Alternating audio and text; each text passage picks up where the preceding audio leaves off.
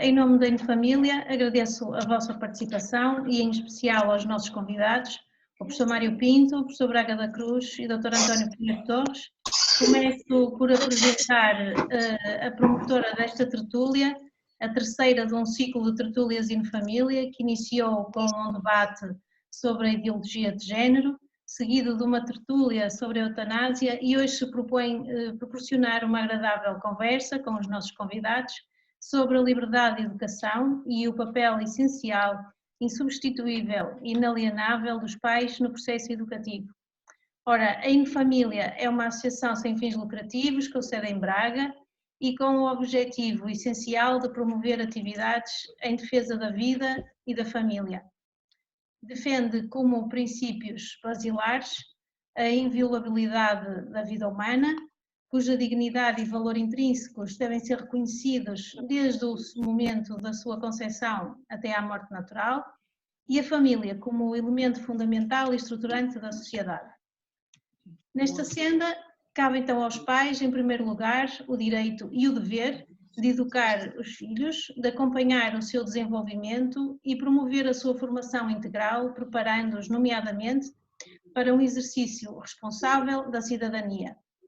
A maternidade e a paternidade devem, assim, ser reconhecidas como funções sociais. As instituições deverão assumir, neste caso, um papel de apoio, de ajuda e de serviço em relação à família na sua missão educativa. Formulo votos de uma boa tertúlia e que, no final, todos nos sintamos mais enriquecidos. Muito obrigada. Mas, como não estão cá para me ouvir a mim, passo desde já a palavra, de imediato, ao nosso moderador, o Dr. António Pinheiro Torres, que é advogado, casado e pai de filhos e vice-presidente da Federação Portuguesa pela Vida. António, muito obrigada por toda a sua colaboração, que tornou possível esta tertúlia, e pedia-lhe o favor de dar início à mesma. Muito obrigado, Eva. Há alguém que está com o telemóvel, há alguém que está com o ligado, por isso a gente ouve um noticiário. Maria Helena, não se importa desligar o som, por favor? Aonde? Peço desculpa, é a voz dos Mesquita Guimarães, é do inolvidável Arthur. Não conseguem desligar isso, não consigo. Não tem que ser você a desligar. Aí, exatamente, perfeito, perfeito. Bem, boa noite, caros amigos. Muito obrigado ao Infamília por nos proporcionar esta ocasião de estar juntos e de falar sobre este tema que é fundamental. Eu só me comecei a familiarizar com isto há uns anos atrás, só para aí há 20 anos atrás, e foi nessa altura que um amigo meu italiano veio fazer uma conferência sobre liberdade de educação a Portugal, e de repente ele citou uma frase que a mim teve um grande impacto, que é uma frase de Don Giussani, que é um sacerdote italiano que fundou um movimento chamado Comunhão de Libertação, ao qual eu pertenço, e parece que Don Giussani costumava dizer que é: mandem-nos andar nus pelas ruas, mas não nos tirem a liberdade de educação. E eu, de repente, aquilo teve um impacto visual em mim, né? Toda a gente a achar mal por mal, mandem-nos andar nus pela rua, mas não nos tirem a liberdade de educação. E foi assim que eu percebi como de facto era uma coisa fundamental. E, portanto, obrigado ao Infamília por nos proporcionar esta ocasião. Depois enfim, alguns aqui eu conheço, outros não, mas uma palavra especial para o Arthur, que com a atitude com o Arthur e a família, que com a posição que tomaram, desencadearam uma série de coisas, bem, primeiro que tudo na vida deles e depois na vida portuguesa. É uma coisa impressionante como é que pessoas como nós, de carne e osso, assumindo aquilo que têm por bom e por verdadeiro, de repente desencadeiam o que desencadearam. O Manifesto pelas Liberdades de Educação provavelmente não teria surgido se não tivesse este caso do Arthur, e nós se calhar também não estaríamos hoje aqui reunidos. E portanto uma palavra especial, sempre que eu me lembro do Arthur, lembro-me daquela figura daquele chinês na Praça Tiananmen. Não sei se vocês estão a ver aquele chinês que está parado, frente dele 4 tanques e que sozinho para os... Não sabemos o que é que aconteceu àquele homem, mas sabemos que temos um grande orgulho nesta amizade com o Artur, e por isso acho esta resposta que educo aos meus filhos, pelos vistos o Artur leva isto mesmo a sério, não é? Quem educa os meus filhos sou eu e a minha mulher. E portanto esta palavra sentida e especial. Depois, hoje à noite, a minha função é só esta, agora é apresentar e depois calmo, que é, temos hoje à noite o professor Manuel Braga da Cruz e o professor Mário Pinto, que são os mestres. Quer dizer, nós na nossa vida temos pessoas que a gente lê, fica fascinada, acha uma coisa extraordinária e pensa assim, epá, que pena, não conhecia esta pessoa. E eu temos o privilégio de ter 2 mestres, e 2 mestres que eu conheço. Um telemóvel que lhes posso ligar, que lhes posso pedir ajuda e a quem posso falar. Portanto, essa é uma razão imediata para eu, depois de mais 2 ou 3 palavrinhas, me calar, porque depois ainda por cima privilegiam-nos, privilegiaram hoje o InFamília, privilegiaram-me a mim muitas vezes com a sua amizade. Da mediação, porque depois eu tenho 2 histórias pessoais com cada um deles. Uma do professor Mário Pinto, que contar, que é ele, uma vez virou-se para a filha dele, que é a minha amiga, a Ana, e disse, é uma pena hoje em dia, não há católicos ali no Parlamento e tal, devias dizer ao António Pinheiro Torres que ele devia ser deputado. Isto nos idos de 2000, 2001. Eu nunca tinha pensado no assunto, mas o que é verdade é que foi a partir daquele desabafo do professor Mário Pinto, e que depois, enfim, ele terá acompanhado com mais 2 ou 3 coisas que fez, que eu fui parar a deputado. E, portanto, é a pessoa, as coisas boas que eu fiz é por causa dele, as coisas más são as coisas mal feitas são da minha responsabilidade. E também tenho uma história pessoal com o professor Braga da Cruz, mas essa não vos posso contar. Mas só posso dizer uma coisa, que é o professor Braga da Cruz era reitor da Católica. Não sei se vocês estão bem a ver na vida social no sentido na vida da sociedade portuguesa, o que é que significa ser reitor da Universidade Católica. Significa, primeiro, para a Universidade Católica pertencer à Igreja, significa pelo estatuto que a Universidade Católica tem, significa pelo valor que a Universidade Católica tem, e depois significa por ser uma universidade e por ter um reitor. E portanto é de a gente estar assim, enfim, diante de uma pessoa com este estatuto, não é?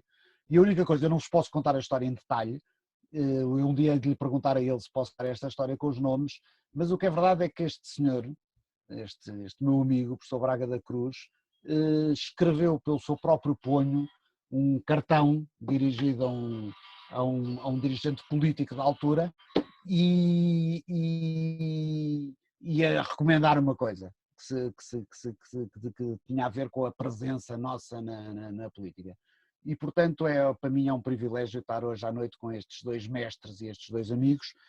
O professor Mário Pinto é professor universitário, foi deputado à Assembleia Constituinte, portanto, aquela Assembleia que fez a nossa Constituição, e também à Assembleia da República, e foi Ministro da República na região autónoma dos Açores. Depois tem uma carreira académica extensa e devidamente reconhecida, e sobretudo com uma grande paixão e interesse no assunto da educação e da liberdade de educação. Aliás, foi Presidente do Conselho Nacional de Educação. E, entretanto, está-me a telefonar o professor Braga da Cruz, que se calhar perdeu a chamada, de só um segundo. Tá? Tá. Sim. Ah, certo. Ah, e portanto para o seu endereço de e-mail.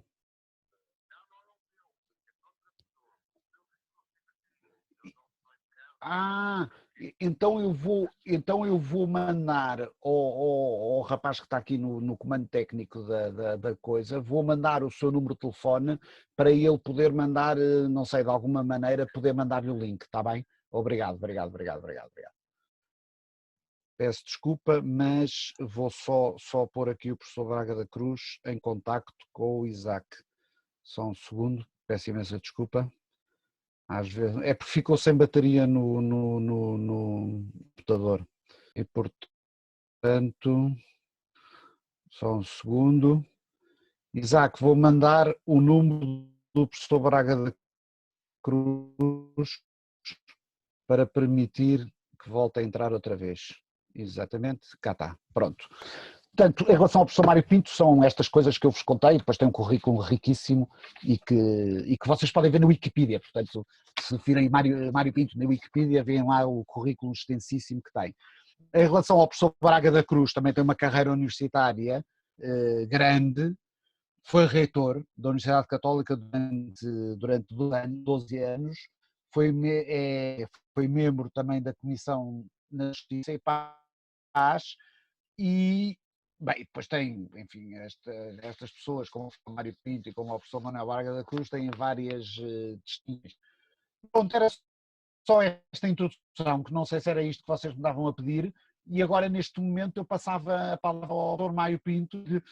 A ideia são algumas intervenções, não sei se o que a Eva disse, de 15 minutos, qualquer coisa sobre o tema que aqui nos tem, para permitir depois que se entre em diálogo com as pessoas que estão presentes nesta tertúlia. Então, se a pessoa tem que ligar o som. Muito boa noite a todos. Muito obrigado por este convite para participar neste colóquio, nesta troca de impressões, sobre um tema que é da maior importância. Eu penso que já estará ligado, deixa-me ver. Mas não. Diga, alguma coisa está mal? Posso falar? Pode continuar, professor, por favor. Pode continuar. Sim, pode continuar. Posso? Sim, obrigado. Então, muito obrigado. Dizia eu, estava a agradecer o convite, que me honra muito. Eu estou em Lisboa, mas sou um homem do Norte, não sou exatamente do Minho, sou de Trás-os-Montes, mas... Está bem, está tudo bem? Posso continuar? Pode continuar, professor. É algum ruído, alguém tem o microfone ligado, mas pode continuar, por favor. Muito bem. Então estava a agradecer e se me convidam para fazer uma introdução, eu diria o seguinte, é para abreviar e aproveitar o tempo. O interesse pelo problema gravíssimo da educação, e sobretudo da educação das crianças e dos jovens, de idade menor, é das questões mais importantes mundialmente. Não é uma questão pequena, não é uma questão restrita, é uma questão amplíssima. Digam para ir à primeira entrevista. Sr. professor, é só um segundo porque quem entrou... pronto, já desligou o som. É que às vezes acontece que as pessoas entram e estão com o som ligado e ouve o que se passa à volta, mas já pode retomar. Obrigado. Está bem, então vou retomar. E eu creio que esta questão, estava a dizer que é uma questão fundamental, que tem muito maior importância do que aquela que normalmente se lhe atribui. Porquê? Porque desde o iluminismo e depois desde o jacobinismo que sobreveio à Revolução Liberal, o Estado tomou conta da educação. É uma questão nova no mundo, porque antes destes últimos 200 anos, por assim dizer, a educação foi sempre familiar e nunca foi política. Quer dizer, na história da humanidade, esta politização da educação das crianças é recente. Bom, e como recente, refere-se ao Estado recente. Qual Estado? O Estado da modernidade, o Estado do constitucionalismo, o Estado que nasce politicamente a partir da Revolução Liberal dos fins do século XVIII. Todos sabemos que esta revolução fundou a justificação do Estado nos direitos fundamentais da pessoa humana, na sua dignidade iminente e nos seus direitos fundamentais, porque anteriormente o Estado... Não estás interessada nisto? Posso continuar? Posso continuar? Se a pessoa pode, é que de vez em quando uma pessoa entra, vem com o microfone aberto e a gente ouve assim 2 ou 3 coisas, mas Pois bem, pode bem. sim senhora, com certeza, com certeza. Está bem. E, portanto, o problema da educação, desde há 200 anos a esta parte, está muito misturado com o problema do Estado. O que não foi assim anteriormente, ao longo de milénios, mas é assim recentemente. Mas é interessante porque toda a gente sabe o que é contestável na modernidade, apesar do Estado moderno ter uma fundamentação com base na dignidade da pessoa humana e com base nos seus direitos fundamentais, o Estado continua a ser uma coisa contestável, discutível. Nunca mais se parou de discutir como é que o Estado deve ser, o que o Estado deve fazer, como deve fazer, com que fins deve fazer, etc. Portanto, o Estado é a coisa mais discutível deste mundo, muito mais discutível do que a educação, que pela ordem natural das coisas, por milénios e de acordo com a ordem da natureza, a educação das crianças é de quem gera e cria, quem cria e educa. Até na ordem da natureza não racional, daquela natureza que nos... Estão a ouvir-me? Estão a ouvir-me? Sim, estamos. Muito obrigada. Daquela natureza que nos precede, até nessa ordem, quem gera, cria e educa. Os próprios animais educam as crias e educam-nos às vezes até repreendendo-as, até contrariando-as. É muito interessante verificar isso. Portanto, segundo a ordem natural das coisas, não se pode discutir de que os pais que geram e criam educam. A educação da família é um dado indiscutível da natureza humana e da natureza não humana. Em que termos é que o Estado que é posterior à sociedade, o Estado não nasceu como um dado natural. Durante milénios e milénios nunca houve Estado. As sociedades primitivas duraram milénios sem Estado. O Estado foi em determinada altura criado, instituído. Portanto, é uma coisa formada, é um instrumento criado e como tal pode ter várias formas, pode ter várias utilizações, pode ter várias manifestações. Hoje em dia considera-se que o Estado é tudo, é o mais importante que há. É pôr as coisas ao contrário. A doutrina social da Igreja sempre afirmou uma prioridade absolutamente essencial, que devia ser recordada, diria quase minuto a minuto. Primeiro a pessoa, depois a família, depois a sociedade e depois o Estado. A sociedade é uma família de famílias. E o Estado é uma criação, é uma instituição. Não é um dado natural, não é um dado da natureza. Há uma ordem natural que realmente vigora e vigorou, mas não há uma ordem institucional que seja natural. Todas as ordens institucionais, por natureza, são uma construção dos homens, que pode ter várias formas e é sempre discutível. Portanto, é estranho que de repente, porque 200 anos é de repente relativamente à história da humanidade, a questão da educação parece que é uma questão da competência do Estado. Esta concepção antropológica da vida é fundamental e hoje está-se a perder. Hoje parece que se perde a desvalorização da sociedade. O Estado contesta, o nosso Estado está constantemente a contestar a sociedade civil e as famílias. Os educadores acham que os pais não são competentes para educar os filhos. Os políticos acham que a sociedade civil que não se deve intrometer nas questões do Estado.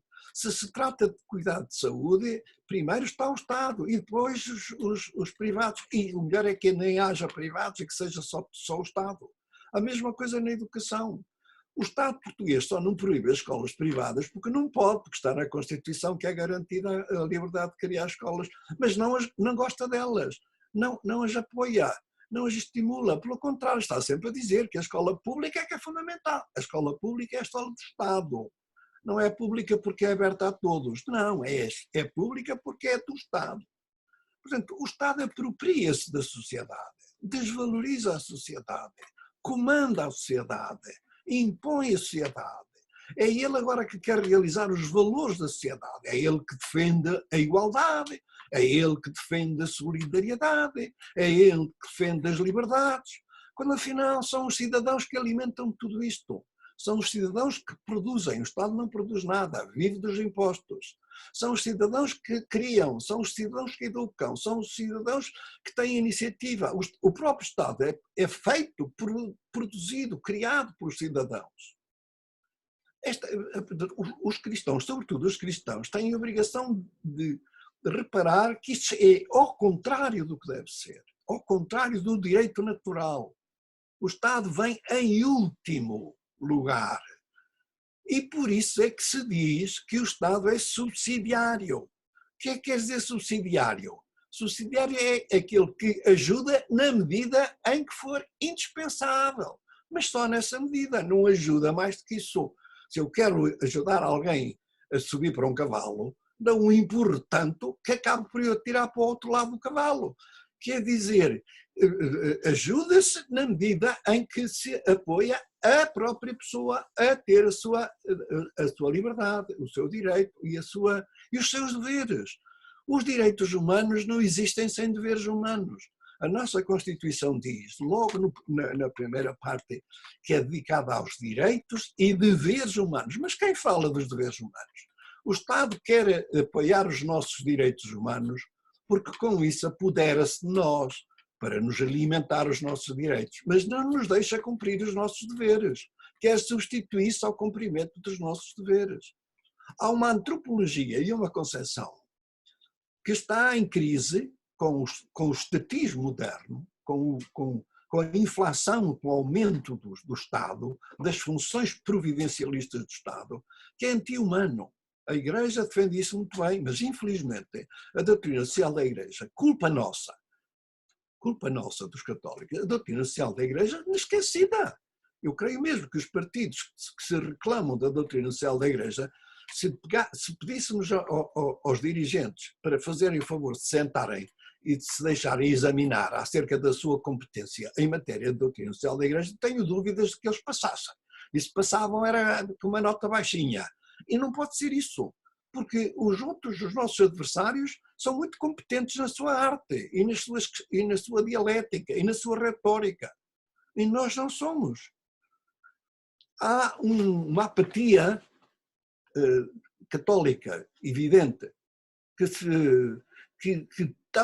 anda tão aflita e tão deprimida que até anda sempre a correr atrás das coisas bem pensantes.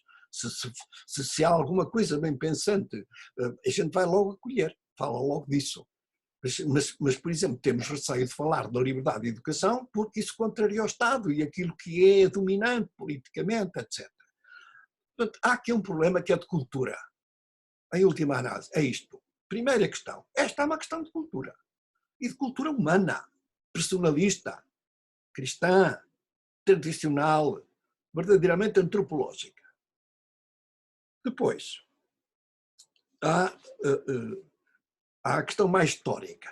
Eu já disse há pouco que quem estuda um bocadinho sobre a história do iluminismo, designadamente em Portugal, com o pombalismo, verifica que o Estado se apropriou da educação, destruindo todo o sistema escolar que existia, que era privado, e da Igreja, expulsando as ordens religiosas que tinham redes escolares, portanto, monopolizando a educação.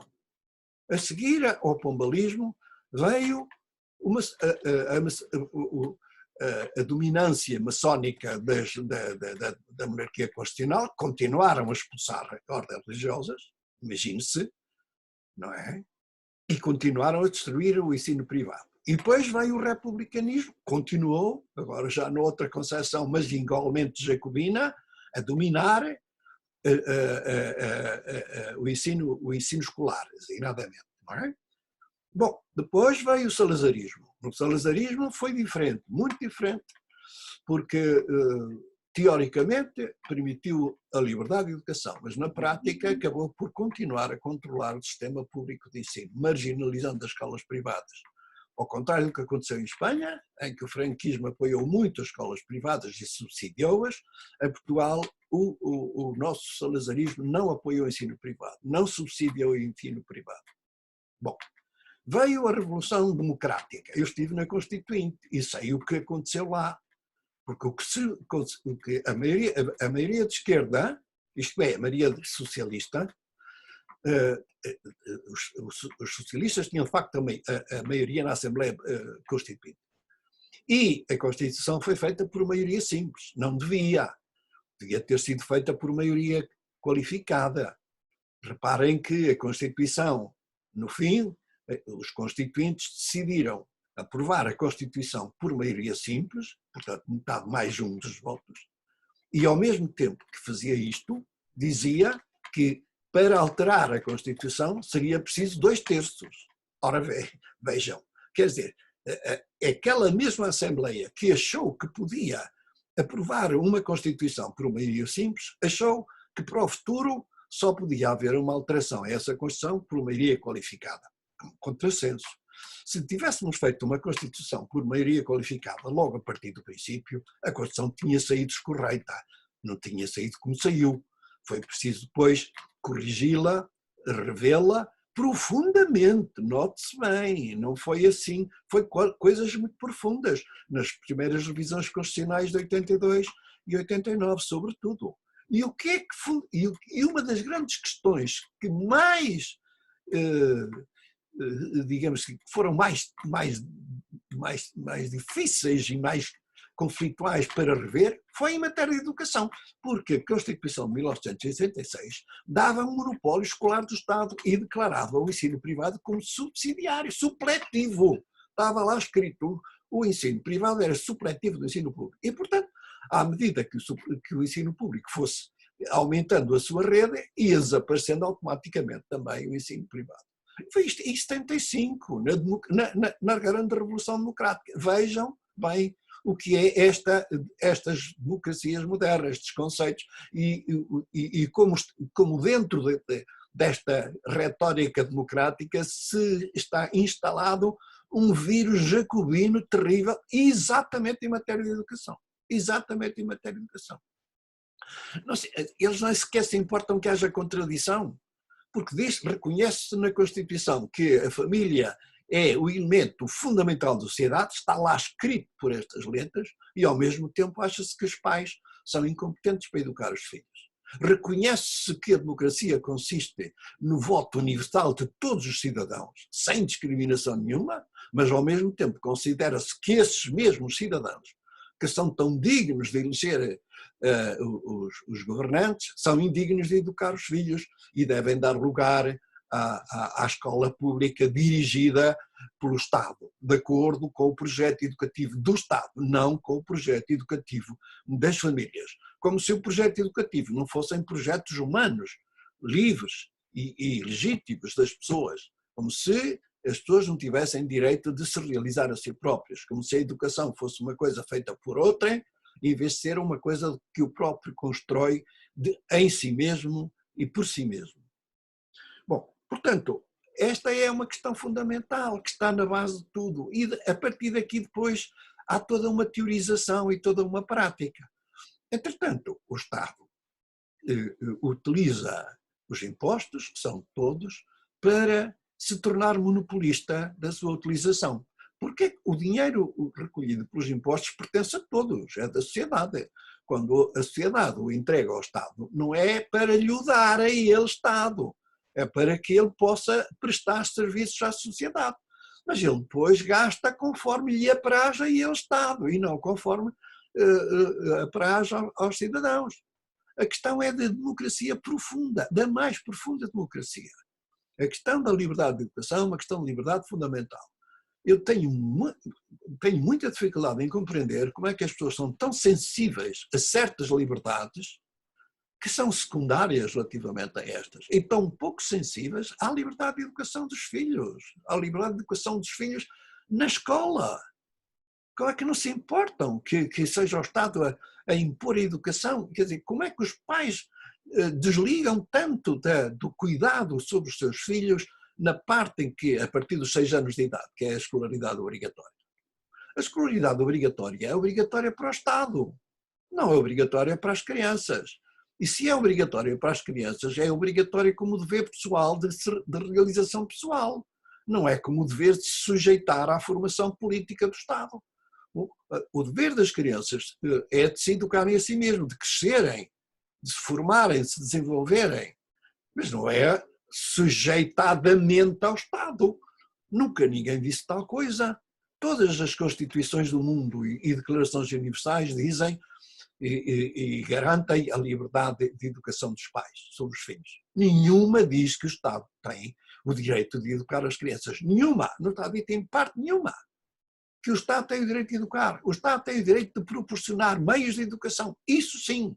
A escola, os meios e os outros meios todos, o sistema escolar, o financiamento, mas não de definir a educação. O Estado não pode. A nossa Constituição foi um ponto. Não há nenhuma Constituição no mundo que tenha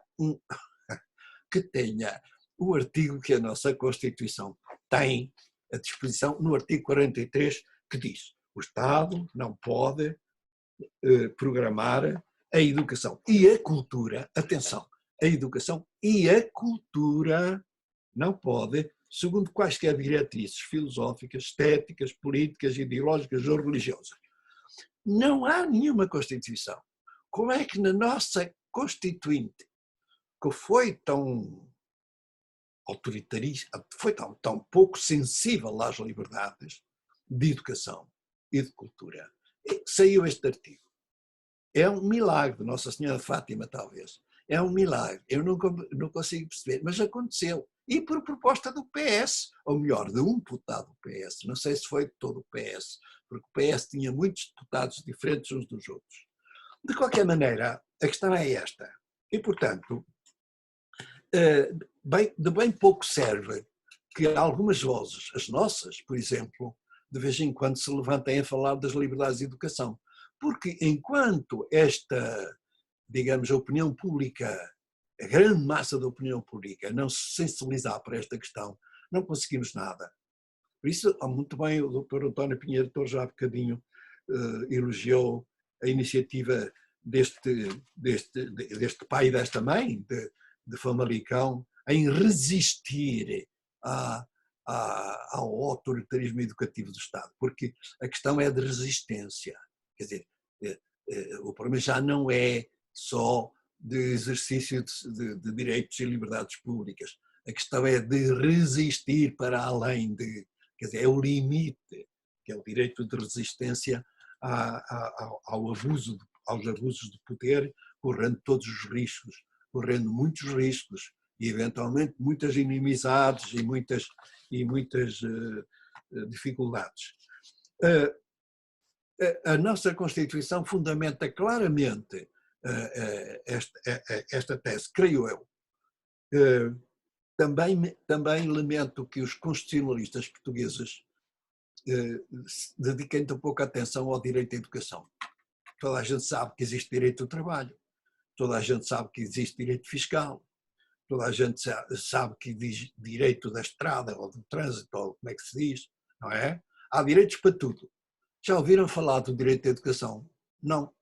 Não se ensina nas escolas, não se ensina nas universidades, não há manuais, não há nada. Inclusivamente, se forem ver o conjunto de artigos sobre esta matéria, escritos por toda a comunidade de constitucionalistas e de cultores do direito público, vão ver que existe, quase que se contam pelos dedos das mãos. Há um abandono desta questão. Temos que começar por aí.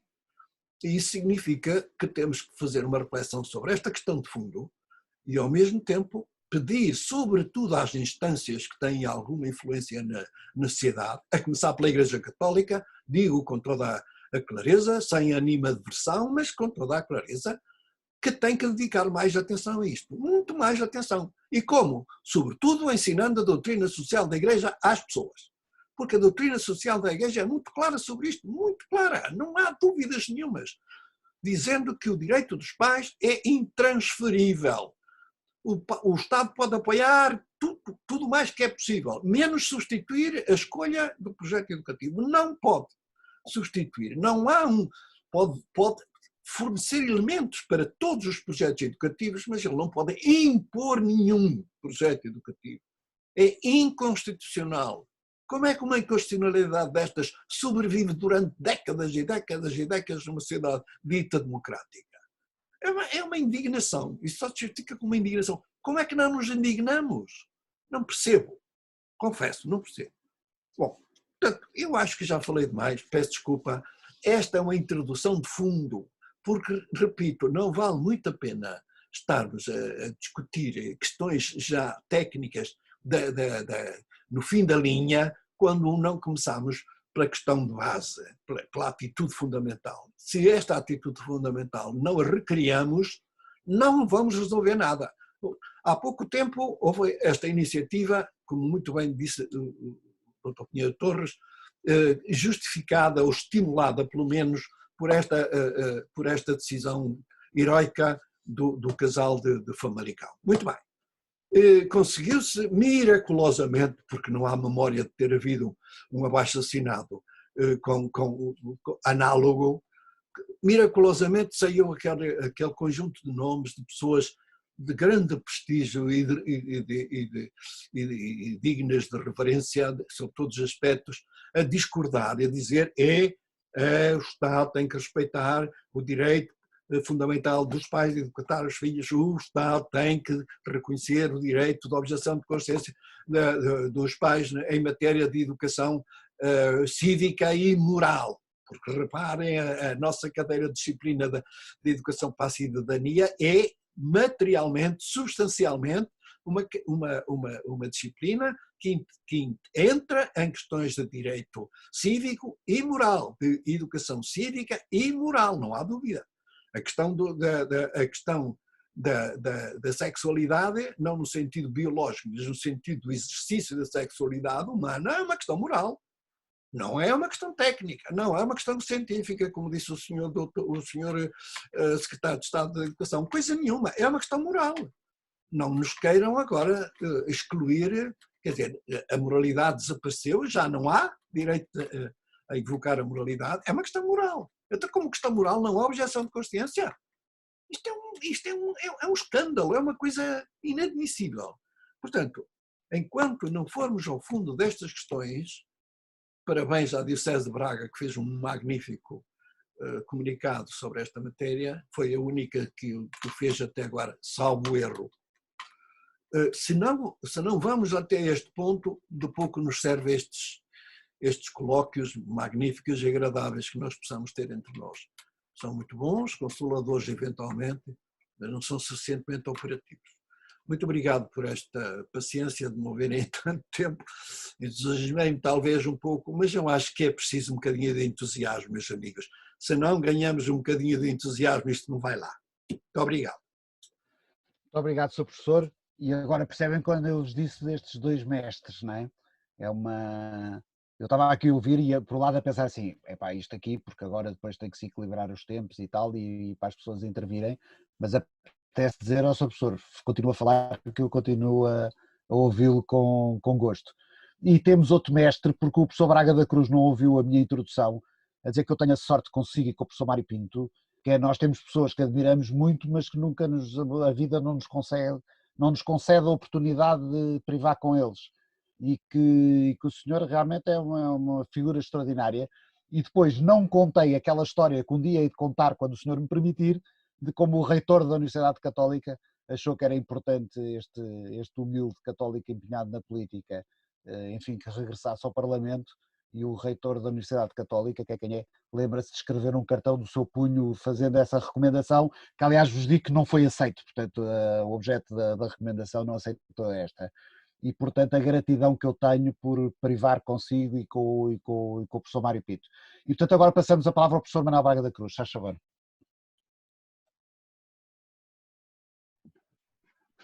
Muito boa noite a todos e muito obrigado pelo convite. Eu queria começar por felicitar o Infamília por ter promovido uma tertúlia como esta. Acho que é da maior importância, como muito bem explicou o professor Mário Pinto. Queria aproveitar para felicitar o Artur Mesquita Guimarães e a mulher que estão, pelos vistos, presentes. Não tenho o prazer de os conhecer pessoalmente, mas queria-lhes agradecer a coragem que tiveram, que nos obrigaram a todos a tomar uma posição muito mais incisiva e firme sobre a liberdade de educação. E queria, obviamente, agradecer ao professor Mário Pinto esta extraordinária intervenção inicial. Eu diria que não era preciso mais nada, que com esta intervenção dele podíamos estar aqui a noite inteira a conversar com muita matéria. Mas já agora eu acrescentaria só um pormenor ou outro àquilo que disse o professor Mário Pinto. Nós estamos a assistir efetivamente hoje em todo o mundo, não é só em Portugal, a uma crescente estatização da educação. Eu recordo-me de participar como reitor em reuniões internacionais de universidades católicas e ouvir de todos os lados, desde o Oriente à África, passando pela Europa, a mesma queixa de que o Estado, em concorrência desleal, tentava destruir as iniciativas católicas de educação. O professor Mário Pinto já historiou muito bem todo este processo. Eu acrescentaria só um momento muito importante dessa evolução. A reforma Veiga Simão. A reforma Veiga Simão foi a maior operação de estatização da educação em Portugal algum dia verificada. E mais, feita sob o signo da democratização. Isto é, subliminarmente o que passou com a reforma, e foram muito poucos aqueles que tiveram a coragem na altura de chamar a atenção para isto, e de chamar a atenção inclusive de membros da hierarquia da gravidade do que estava a acontecer, sob a capa de se estar a alargar e a dar educação a todos. Bom, o ensino liceal, antes da reforma Veiga Simão, constituía cerca de 66%, o ensino particular e cooperativo, 66% de todo o ensino liceal. Depois da reforma Veiga Simão, passou apenas a 10% de todo o ensino liceal. Isto dá-nos bem a ideia do que é que foi, do que é que fez Veiga Simão na educação. Fez seguramente uma reforma muito importante, mas fez a maior operação de estatização. E o que passou subliminarmente, dizia, é que democratizar o ensino significa estatizar. E nós ainda hoje somos vítimas desta cultura, como dizia o professor Mário Pinto, desta mentalidade que nos leva a tantos, e até católicos, a defender o primado da escola pública. Ora, para quem faz seu o artigo 26 da Declaração Universal dos Direitos do Homem, de que existe um direito prioritário à educação dos filhos por parte dos pais, esta afirmação de defesa do primado da escola pública é completamente inadmissível. Bom, e pegando nesse artigo da Declaração Universal dos Direitos do Homem, diz-se direito prioritário, não se diz direito exclusivo. Não tenhamos ilusões, não compete aos pais educar totalmente os filhos, não. A educação que compete aos pais é, em primeiro lugar, aquilo que nós sociólogos chamamos a socialização primária. Nós em Sociologia entendemos que o processo educativo é um processo de progressiva integração social. Ao contrário daquilo que dizia Rousseau, que a educação era um processo de individualização, está provado, depois do grande contributo do Durkheim, que educar significa socializar, integrar socialmente. E por isso a socialização educativa é sempre acompanhada de uma aculturação. A educação é a imersão numa sociedade e numa cultura pré-existente que, obviamente, depois cada um de nós desenvolve e enriquece.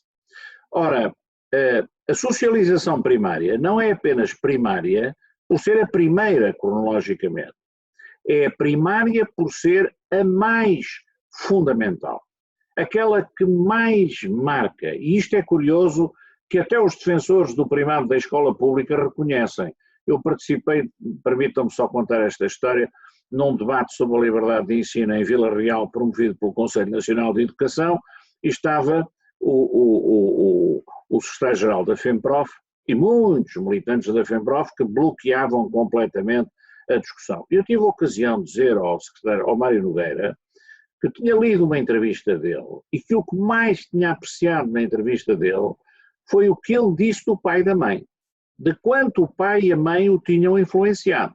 Ele ficou um bocadinho perturbado e depois até veio falar comigo no fim, desenvolvidamente sobre isto. Portanto, até os críticos da liberdade de educação reconhecem o quanto devem a este primado educativo dos pais. Ora bem, mas esse artigo da Declaração Universal dos Direitos do Homem diz que é um direito prioritário de escolher a educação para os filhos. Esta palavra é uma palavra muito importante, como o professor Mário Pinto já sublinhou. É que educar com base na escolha pressupõe o pluralismo educativo. Portanto, o que é democrático não é estatizar o ensino, o que é democrático é permitir o pluralismo educativo e permitir a escolha dos pais e das famílias da educação dos filhos sem terem que ter um ónus económico com essa opção.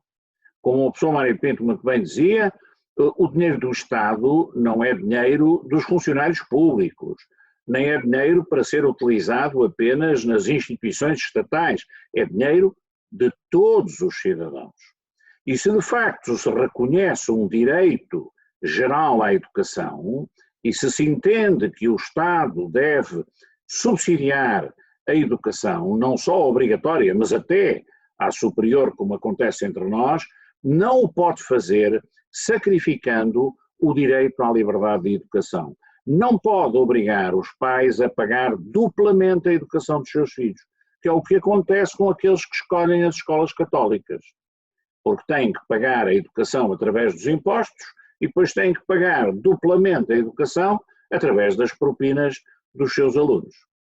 Ora, esta crescente estatização da educação é uma coisa que o Papa Francisco diz na Amoris Laetitia, é que significa a ruptura do pacto fundamental entre a família e a sociedade na educação. Todos nós reconhecemos que os pais não são os únicos educadores, que compete à escola completar, desenvolver a educação que os pais dão na família inicialmente aos seus filhos, sem nunca contraditar ou contradizer essa mesma educação.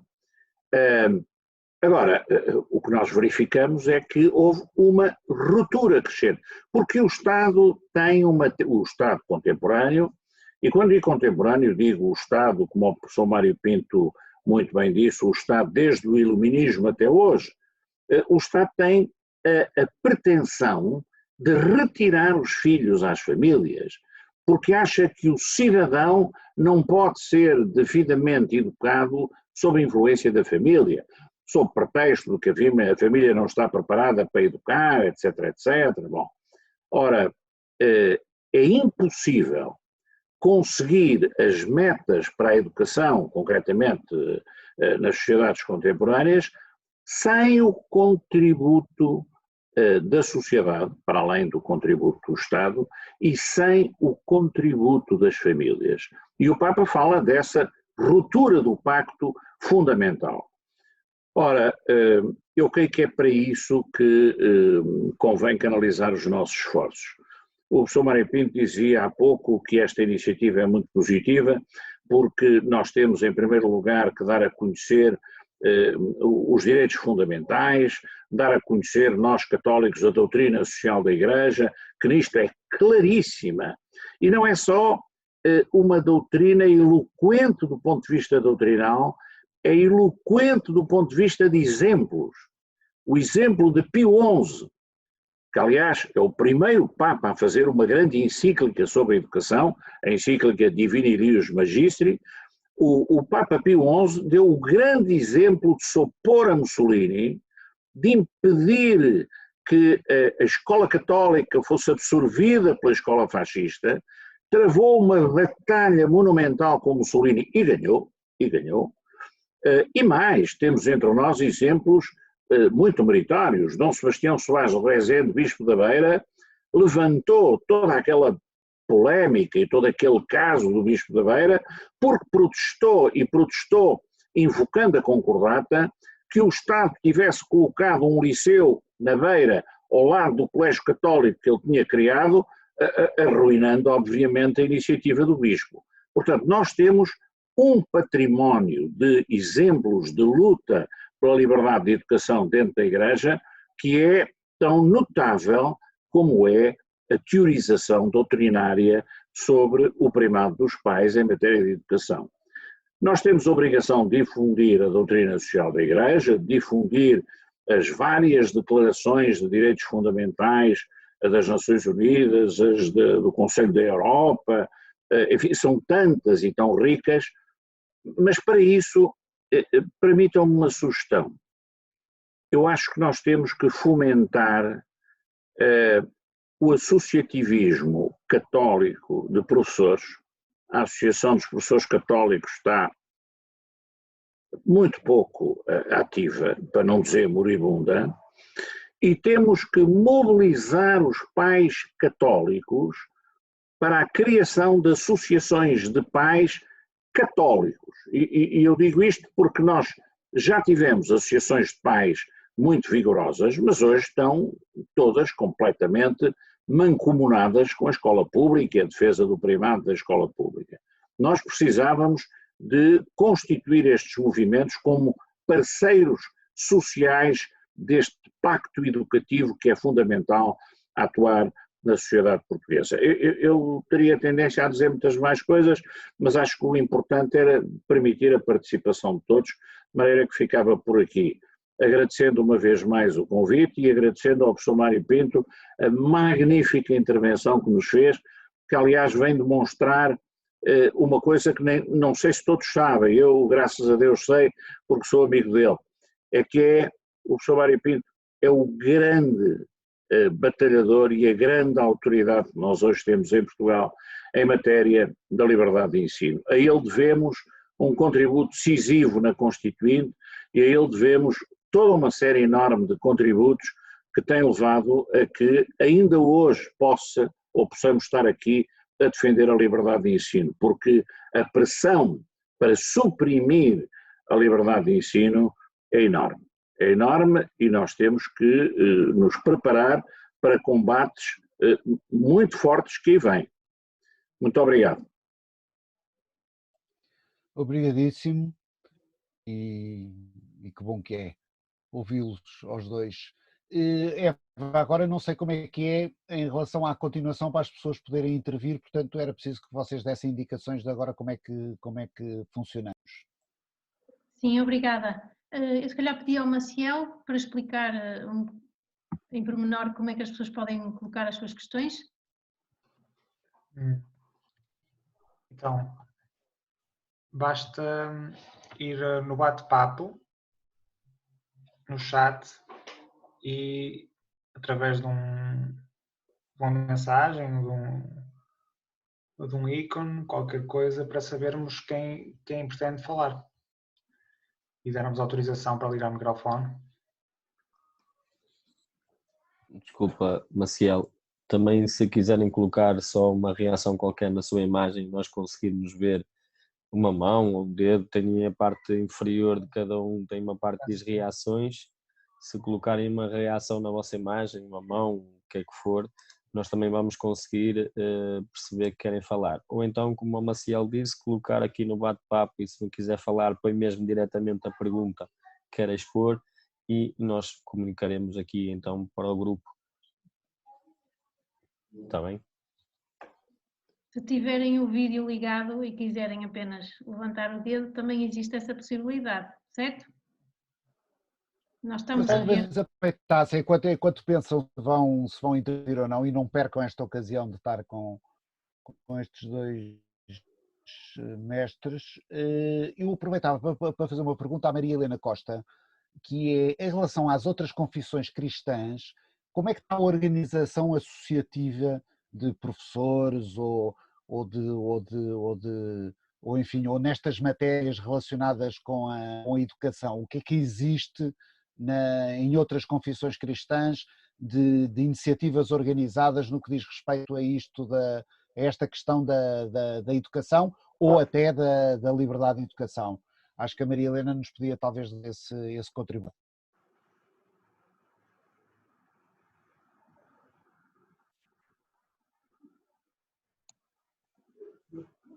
Ok. Já me estão a ouvir? Ok. Olá, boa noite. Foi um privilégio enorme ouvir o Dr. Mário Pinto e o Dr. Braga da Cruz. Eu sou a protestante infiltrada aqui no meio hoje. Boa noite a todos. Olá, É um gosto, Arthur, Maria Helena, é um gosto de vê-la aqui. Igualmente. E é assim, as igrejas evangélicas, infelizmente, acontece um bocadinho aquilo que está a acontecer também na Igreja Católica, não é? Ou seja, há igrejas, denominações que estão atentas e que estão a alertar os fiéis para aquilo que se está a passar, e há outros que simplesmente estão a assobiar para o lado, a achar que isto que é uma moda e que vai passar. E eu já ouvi padres e já ouvi pastores dizer que isto é deixar andar, que isto passa por si. O problema é que isso não vai passar por si. E aquilo que eu ouvi do Dr. Mário Pinto e do Dr. Braga da Cruz, mas principalmente do Dr. Mário Pinto, e aquilo que eu percebi é que tudo isto viola a lei. O problema é que já há leis feitas que violam a lei. E por isso é que o Arthur está a passar aquilo que está a passar neste momento. Porque há leis que contrariam a própria Constituição e que estão feitas para violar a Constituição. E é isso que eu gostava de saber, como é que nós combatemos isto?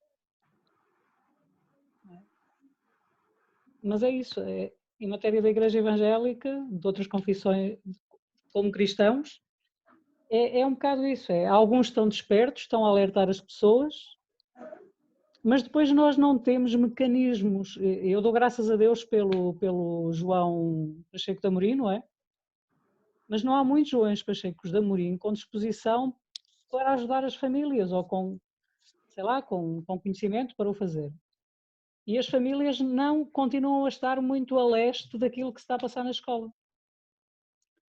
E pronto, e temos um Arthur, e eu gostava de ter 100 Artures, ou 200. É isso. Não sei se respondi à pergunta, Dr. António. Respondeu sim, senhora Helena, obrigado. E de facto fica esta questão, eu não sei se entretanto houve alguém que se inscrevesse, que fica esta questão, enfim, talvez em especial para o professor Mário Pinto, que é deste problema que a Helena dizia, quer dizer, é que há leis que parecem, pelo menos funcionarão contra os direitos que a Constituição prevê, quando não a contradizem imediatamente. Eu acho, nomeadamente, o Arthur tem tido algumas dificuldades com o Estatuto do Aluno, dificuldades na situação dele em relação ao que estatui o Estatuto do Aluno. Portanto, eu perguntava ao professor Mário Pinto que comentário lhe merece isto, quer dizer, esta existência de diplomas que na prática negam os direitos que nos contou, que acabou de nos contar, que nós temos de acordo com a Constituição. Muito bem.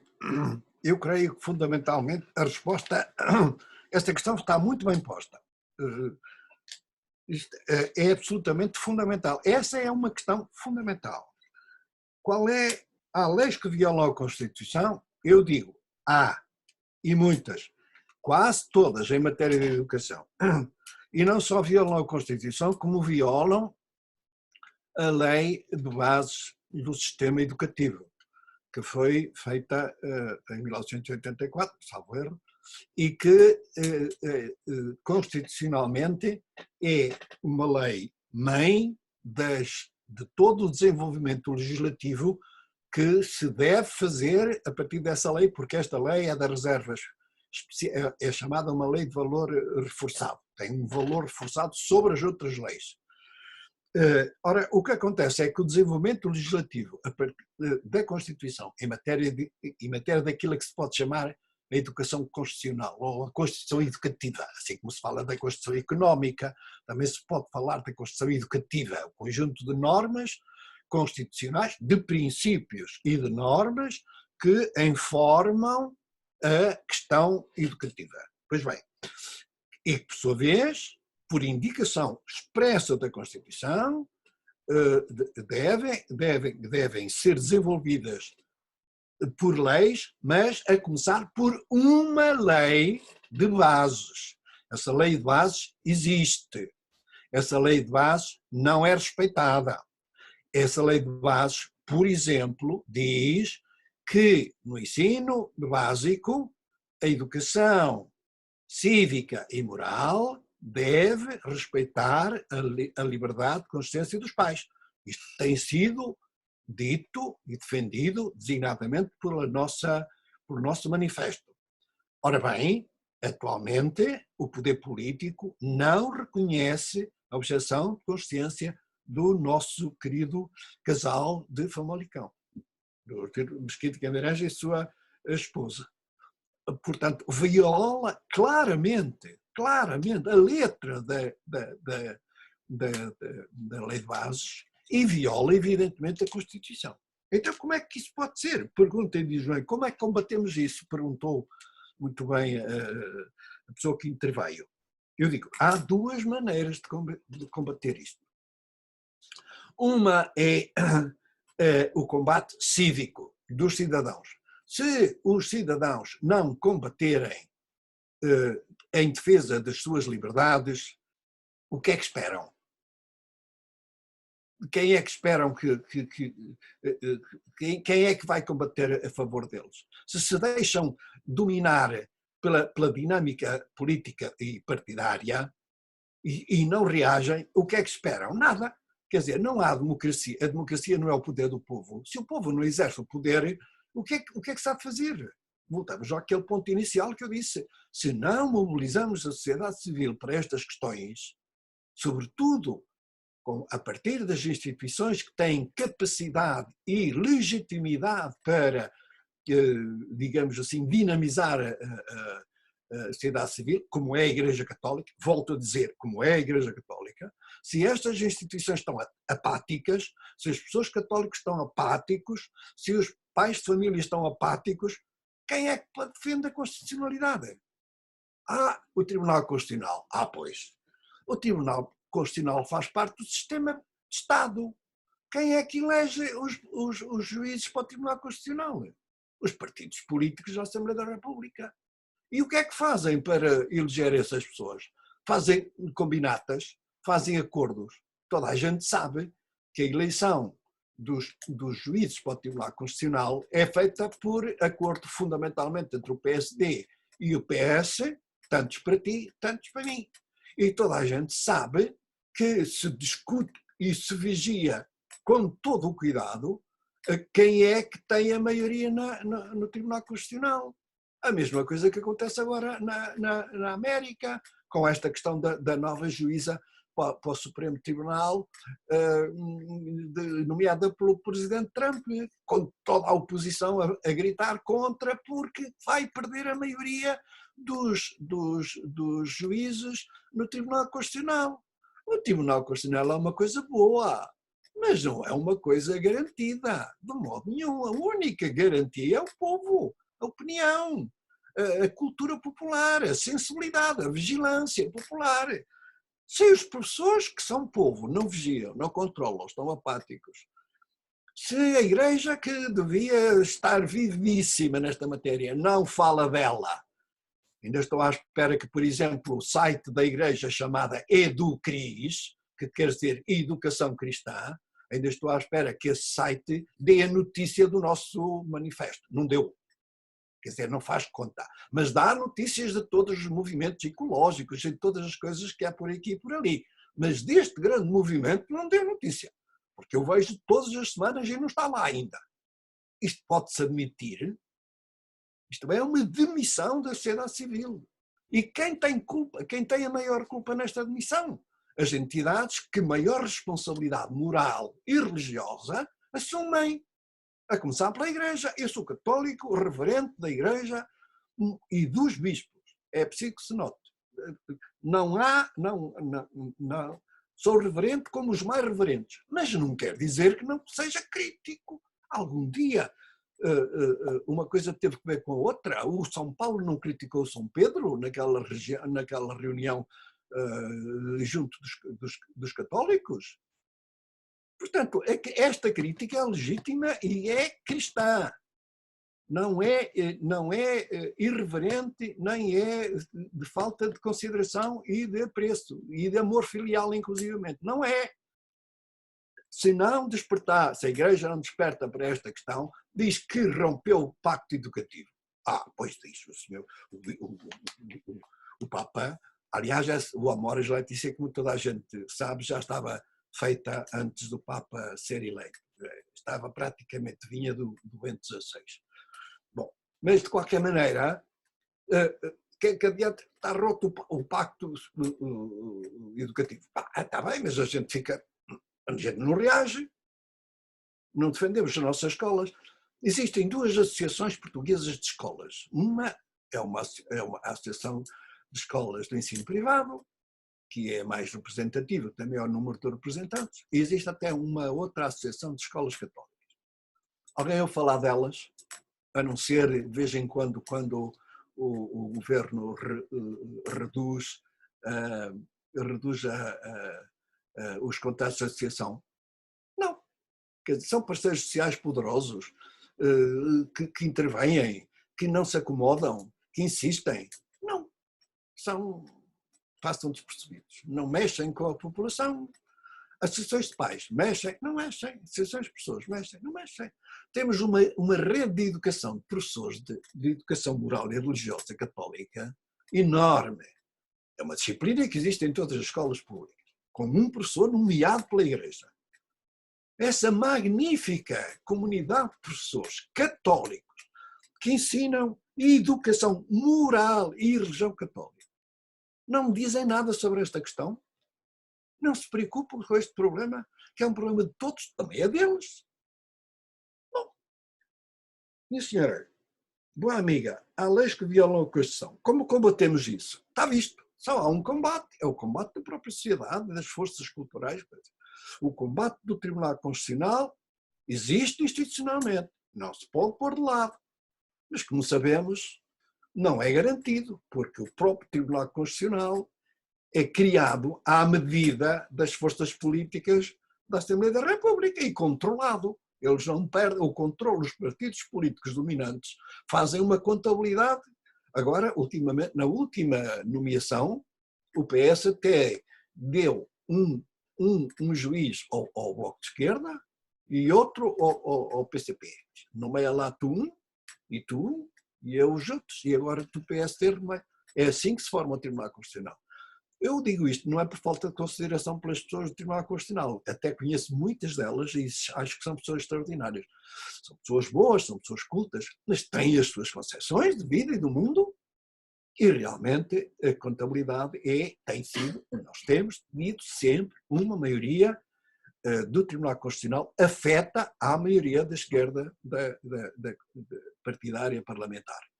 Portanto, assim não se pode pensar que o Tribunal Constitucional é super operativo para controlar a Assembleia da República. Se a maioria da Assembleia da República tem maioria no Tribunal Constitucional, o que é que a gente vai fazer? Portanto, resta sempre, querida amiga que interveio, a única reserva de força e capacidade para reconstruir o pacto educativo, impô-lo, é os cidadãos, é pelo voto, é pela participação no debate público, é pela educação da própria cultura em matéria de educação, que está perdida porque ninguém fala disso, e portanto é preciso falar e falar e falar. Claro, em determinada altura a gente sente-se mal, porque à força de falar, falar e falar, sem que aparentemente aquilo que a gente diz tenha nenhum eco, é uma coisa dolorosa. Eu próprio tenho sido um bocadinho teimoso. Em determinada altura, quase que me apetece, sabem o que é que me apetece às vezes? Amoar. Muito obrigado. Muito obrigado, Sr. Professor. Parece que temos um amigo nosso, António Constantino, que gostava de dar o seu contributo, portanto eu suponho que seja ligar o seu microfone. Ok. Olá, boa noite. Queria fazer um comentário. Eu tenho estado a estudar esta questão estes dias e fico cada vez mais impressionado e gostava só de dar o meu contributo no sentido de falar da questão internacional, como pode estar relacionado a esta questão. Pronto, e gostava mesmo de falar sobre isso. Eu estou com um documento à minha frente da Unesco que se chama International Guidelines on Sexuality Education. E, entre outras coisas, se eu conseguir aqui encontrar, há vários temas que eles têm em medidas, e um dos temas é, isto eu tenho a certeza do que eu estou a dizer porque tenho o documento à minha frente. Estou aqui no telemóvel, não sei se o vou encontrar. Mas, em poucas palavras, a ver se eu consigo passar. Há as chamadas guidelines, não é? Linhas diretivas para a educação sexual em relação à sexualidade das crianças. E estão divididas em várias idades. Uma das idades é dos 5 aos 8. Um dos objetivos do ponto 3, que eu agora não estou a conseguir apanhar e ler, fala que é educar as crianças no sentido de perceberem que o género é uma coisa transmitida pela cultura e pela religião. Pronto, isto é uma coisa, não é? Eu não vou conseguir aprofundar, ainda hoje estive a falar imenso sobre isto, não quero ocupar demasiado tempo, mas o que eu quero propor aos oradores de falarem um bocadinho, se puderem, é como é que esta tentativa de impor a ideologia de género nos currículos está associada a um ataque à família que faz sentido numa lógica de controlo da população mundial. Eu sei que isto é um pouco arriscado falar, mas isto é o que se passa na cena internacional para percebermos as influências que depois chegam à nossa vida e ao nosso povo português. Eu não sei precisar sobre isto, mas só para perceber como está a acontecer este roubo aos pais, há países em que se uma criança disser que quer ser transexual ou transgênero e decidir tomar hormonas de retardamento de puberdade, pode fazê-lo e os pais não têm autoridade de dizer que não pode fazer. Eu estava só a dizer, eu não sei precisar qual é o país, mas com certeza vocês saberão melhor, mas isto está a acontecer nos Estados Unidos. Temos um problema gravíssimo, que temos raparigas, adolescentes, que podem ir com esta lavagem cerebral, desculpem o termo, pode-lhes ser prescrito testosterona, estas miúdas, que depois acontecem problemas gravíssimos no sistema reprodutivo delas e nem precisam de um psicoterapeuta em nada. O que é que eu quero dizer com isto? Já estou a ficar já estou a apresentar um pouco alguma confusão, porque é tanta coisa que eu gostaria de dizer, mas agora se calhar não tenho tempo para isso. Para dizer o quê? Para dizer que mesmo dos organismos internacionais há uma estratégia montada de reengenharia, de descristianização, de ataque à família, e que estas lógicas de roubar a educação dos pais e a introduzir ideologias que são avessas ao direito dos pais de educarem os seus filhos, não são uma mera coincidência ou uma coisa que acontece porque algumas pessoas tiveram umas ideias um bocado diferentes, mas gostava de propor aos oradores, se de alguma forma têm algum comentário a fazer, disto ser algo que é arquitetado, que já está a ser pensado há muito tempo isto acontecer e que tem uma intenção precisa para acontecer. Não é uma coisa de pessoas que por acaso pensaram mal. Não, isto tem uma intenção por trás, isto é intencional, isto está a acontecer, esta desestruturação, isto está a acontecer de forma intencional. E agradeço o tempo que me tiveram a ouvir e gostaria de ouvir algum comentário, se for possível, sobre isso.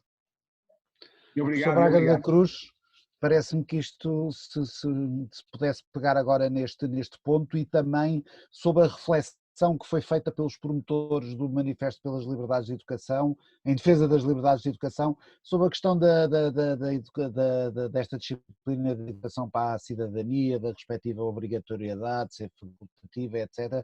Portanto, não apenas pegar nesta questão, mas também que reflexões suscitou aos principais promotores do Manifesto a existência da disciplina. António, acho muito bem que o professor Braga da Cruz intervenha agora, mas eu gostava de responder a esta questão posta pelo António Constantino. Muito obrigado. Então, the floor is yours, como costumam dizer os ingleses. Não ouvi. Professor Braga da Cruz está Estava a dizer que o microfone é seu, bem entendido. Portanto, basta-lhe ligar o seu som e depois, não sei como é que é fazer entre si e o professor Braga da Cruz, mas percebo que os dois vão intervir. Portanto, não, a ordem é a ordem que os dois... Agora é a vez do professor Braga da Cruz, mas a seguir eu gostava de responder ao António Constantino. Faça favor. O professor Braga da Cruz tem que ligar o micro.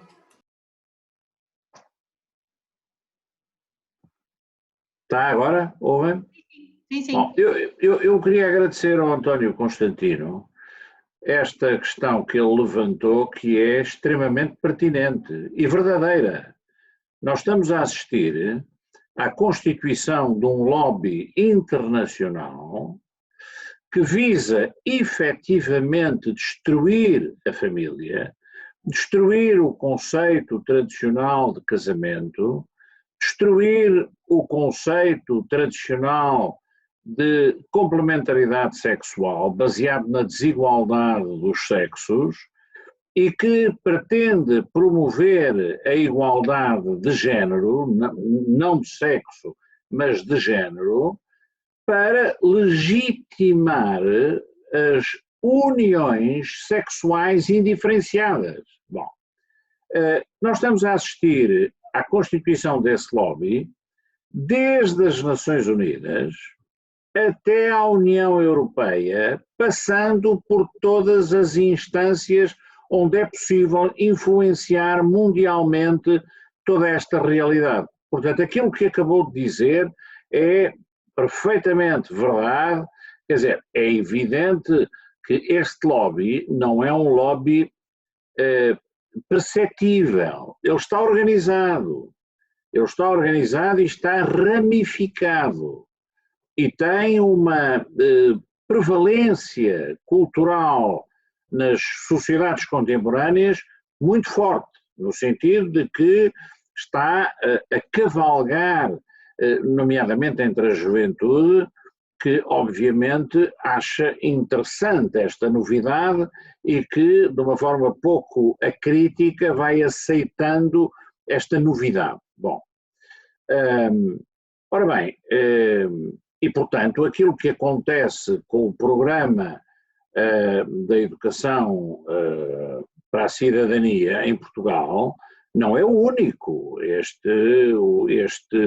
Este processo está a ocorrer noutros países europeus, muito embora os documentos da União Europeia para a educação para a cidadania não contemplam minimamente a questão da sexualidade. entendida como questão antropológica, é completamente alheia a isso. Bom, agora, o problema da educação para a cidadania pode ter várias soluções, como devem ter reparado, nós, no nosso manifesto, não nos pronunciamos se deve ou não haver uma cadeira, se essa cadeira deve ser facultativa ou obrigatória. Não entramos nessa. É claro que haverá entre nós quem pense que deve haver cadeira, quem pense que diz que não deve haver cadeira, quem considera que deve ser obrigatório, facultativo. A única coisa que nós dissemos é que, havendo uma cadeira obrigatória, impõe-se o respeito pela liberdade de consciência.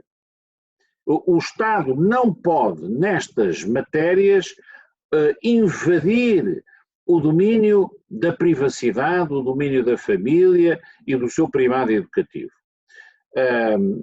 Reparem que é uma coisa muito interessante, é que no Parlamento, quando matérias atinentes a estas questões são discutidas, são reconhecidas como sendo de consciência e há liberdade de voto.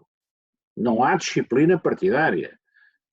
É de perguntar porque é que se reconhece ao Parlamento uma coisa que não se quer reconhecer aos pais nas escolas. Não faz sentido uma coisa e outra, não é? Ora bem, eu posso dizer qual é a minha opinião. Eu acho, desde logo e em primeiro lugar, que a educação para a cidadania transcende em muito a existência de uma disciplina. A educação para a cidadania, quando eu ouço dizer que é transversal, estou inteiramente de acordo. A escola forma cidadãos, como a família também forma cidadãos, e não precisa da existência de uma cadeira.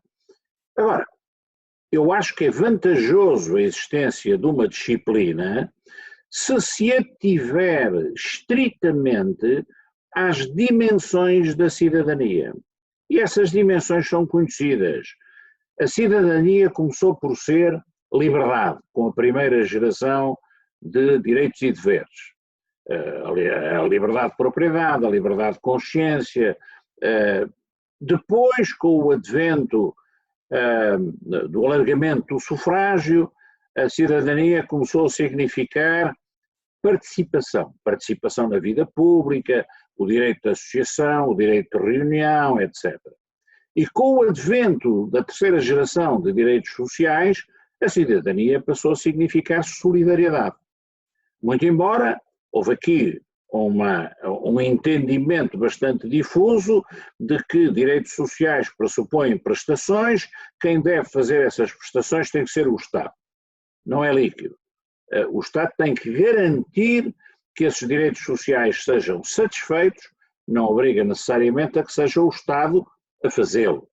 E por último, a cidadania significou, depois da Segunda Guerra Mundial, com o advento da quarta geração de direitos e deveres, significou sustentabilidade, qualidade ambiental, qualidade de vida, etc. Ora bem, uma cadeira de introdução à cidadania e de educação para a cidadania que se mantenha nestas 4 dimensões, explicando qual é a importância da liberdade, explicando inclusive os direitos, liberdades e garantias na Constituição, explicando a participação, como é que ela pode ocorrer, explicando os direitos sociais, explicando a sustentabilidade ambiental.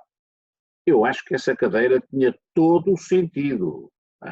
Agora, se tiver outras dimensões, eu acho que deve ser facultativa. E neste momento, com o desenho que existe na estratégia para a igualdade de género e nos documentos que existem para a educação para a cidadania, eu acho muito difícil fugir à introdução num programa da cadeira de cidadania de matérias de consciência. E, portanto, eu acho, foi aliás a sugestão que a gente deu a um grupo parlamentar que visitámos no Parlamento, é que se defenda o caráter facultativo desta disciplina.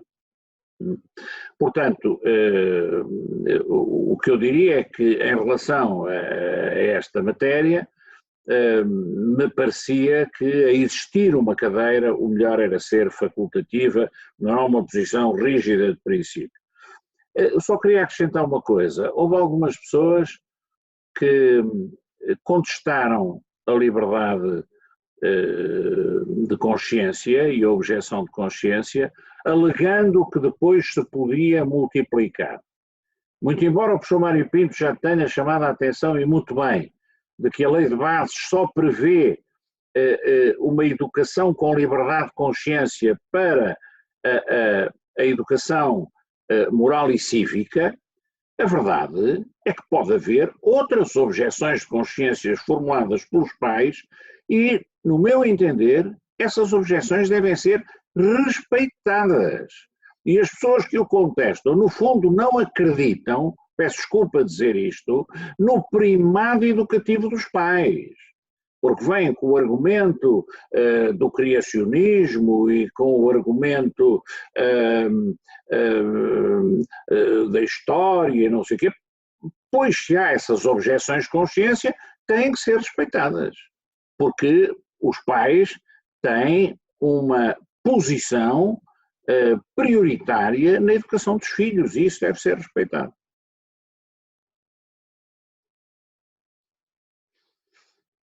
Muito bem. E agora então o professor Mário Pinto, que também queria sobre esta questão intervir. Ora, muito bem.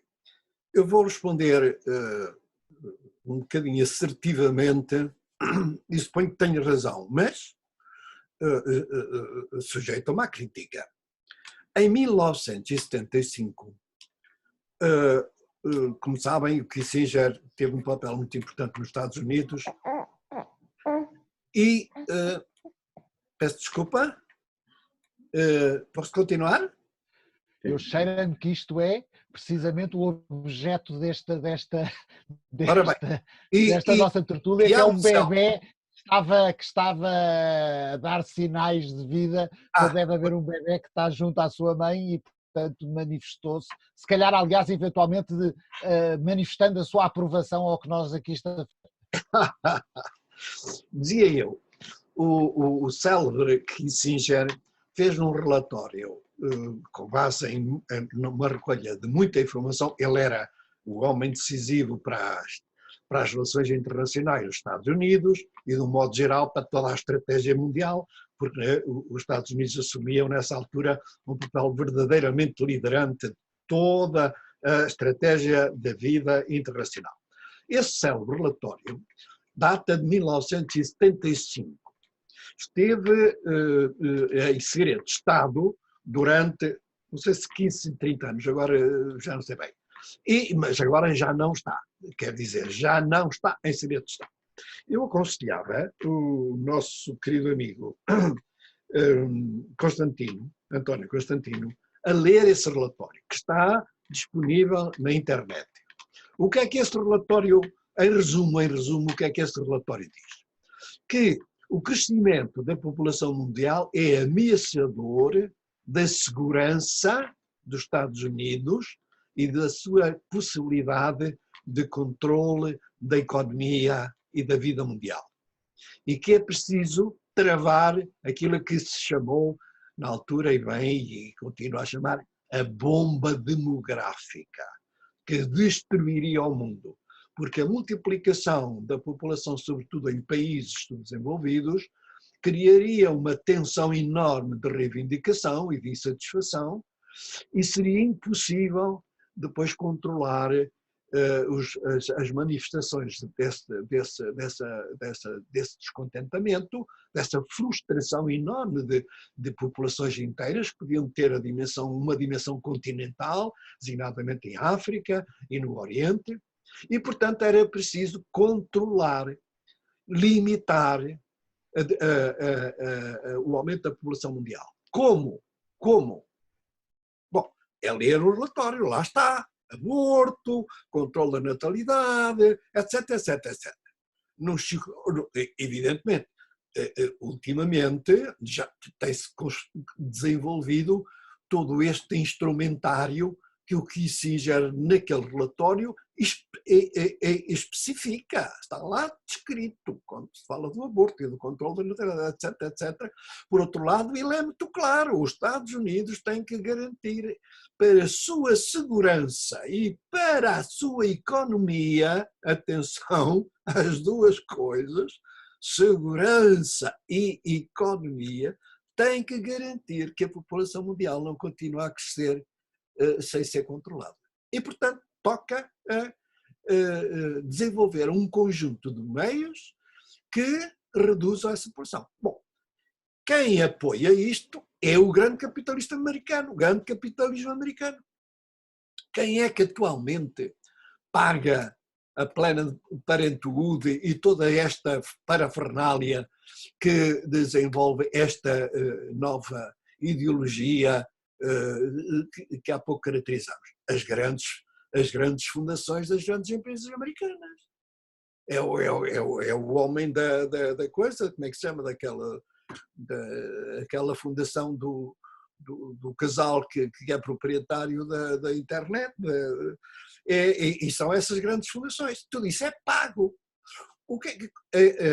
Por outro lado, conseguiram e desenvolveram toda uma estratégia, foram instrumentalizar os movimentos gay, que obviamente não tinham capacidade de ganhar a influência que ganharam no mundo inteiro, eram movimentos pequenos, minoritários, sem meios, sem capacidade. Porquê é que de repente ganharam tanta força?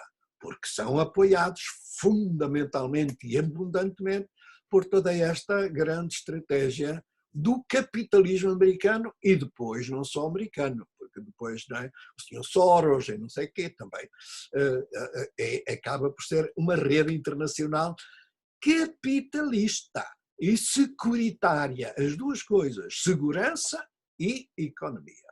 Bom, e então esta rede conseguiu infiltrar-se nos organismos internacionais, na ONU. A ONU tem estado à beira várias vezes de decretar um novo direito fundamental humano, que é o direito ao aborto. Só ainda não foi declarado porque os países árabes não estão de acordo, porque se fossem só os países católicos, acho que já teria sido decretado o direito fundamental ao aborto. Está à beirinha. A Unesco, dominadíssima por este lobby. A Unicef, que é o organismo das Nações Unidas para a proteção das crianças, defende o aborto. Bem, portanto, agora, vejam o poder enorme que está por detrás desta grande revolução, que instrumentalizou a sexualidade. Esta revolução é sexista. Pela sexualidade, por um lado, um libertarismo, a liberdade sexual, que agrada, como há pouco disse o professor Braga muito bem, que agrada a muita gente e, de modo geral, a toda a gente, ou quase toda a gente, só às pessoas que, enfim, que contrariam a própria natureza é que não agradará. Portanto, logo por aí, não é? E a partir daí, apoiando todos estes lobbies e todos estes movimentos que são super ativos, não é? Vejam o militantismo enorme que atualmente se verifica nos nossos movimentos aqui e mesmo em Portugal, dos gays e da LGBT e toda essa ideologia de género. Como é que têm tanta força, tanto dinamismo? É tudo pago, não é nada gratuito, ninguém tem tempo para dar essas coisas, é tudo pago.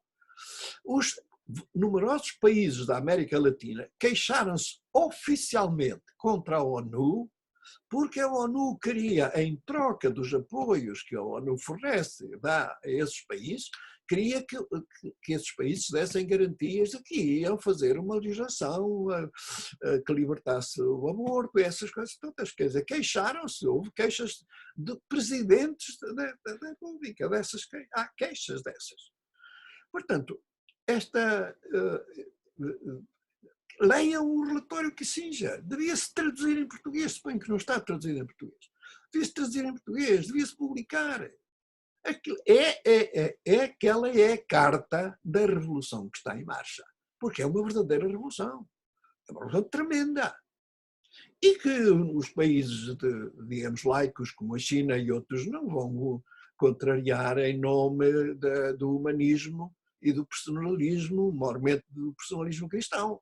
Se contrariarem é em nome da sua própria capacidade de guerra. Quer dizer, a China, um dos grandes capitais de guerra que tem é a enorme população, como nós sabemos.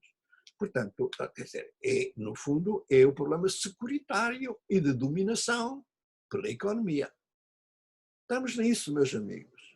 E quem não vê isto, eu acho que não consegue perceber toda esta movimentação internacionalizada e que já está infiltrada.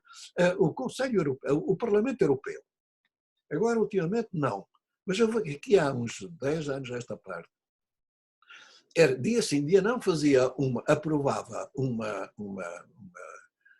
resolução no sentido de defender o aborto e a liberdade sexual e a igualdade de género, essa coisa, não é? Inclusive com o apoio de uma deputada portuguesa que ficou muito célebre ligada a essas propostas. Mas o Parlamento Europeu não tem competência nessa matéria. Se não tem competência nessa matéria, por que é que aprova resoluções dessa matéria? Por razões políticas, ideológicas, estratégicas. Portanto, existe uma força tremenda,